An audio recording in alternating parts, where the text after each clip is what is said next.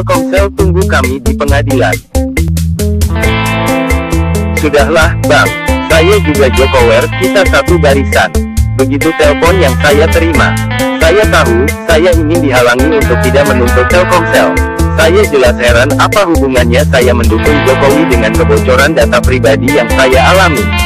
Bocornya data pribadi saya karena lalainya Telkomsel itu sangat berbahaya buat saya sekeluarga.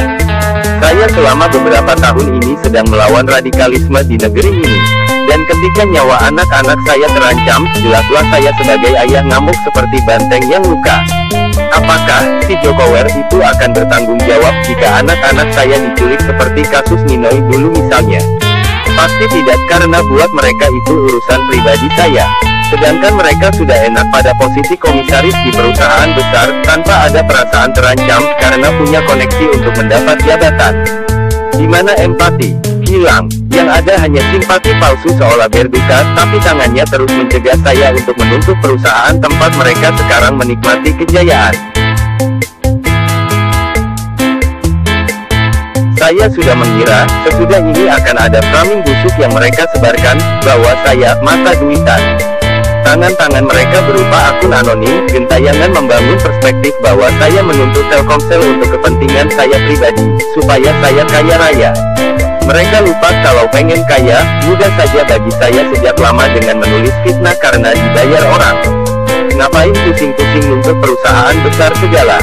Udah pasti prosesnya lama, dan belum tentu saya menang. Perusahaan mereka duitnya ratusan triliun rupiah, bisa melakukan apa saja. Saya sendirian, cuma ditemani Muanas Aidit yang setia. Karena itulah saya menggandeng pengacara ternama Otto Hasibuan. Hancur-hancur sekalian, pikir saya. Tidak ada cara lain menamparkan kesombongan perusahaan besar, selain dengan menghadapkan mereka pakai tangan orang pintar juga. Perjuangan menuntut Telkomsel ini jalan panjang dan berbahaya. Jangan cuma mikirnya 1 triliun doang. Itu angka psikologis untuk membuat efek jera, supaya mereka mau berpaling dan waspada. Kalau gak bisa diajak joget, setidaknya goyanglah. Kemenangan dalam tuntutan seperti ini, bisa dibilang 1000 banding 1. Yang kalah di pengadilan jauh lebih banyak. Tapi gak masalah, yang dinilai adalah usaha. Hasil itu di tangan Tuhan. Kasus ini sebenarnya sebuah pesan kepada banyak orang.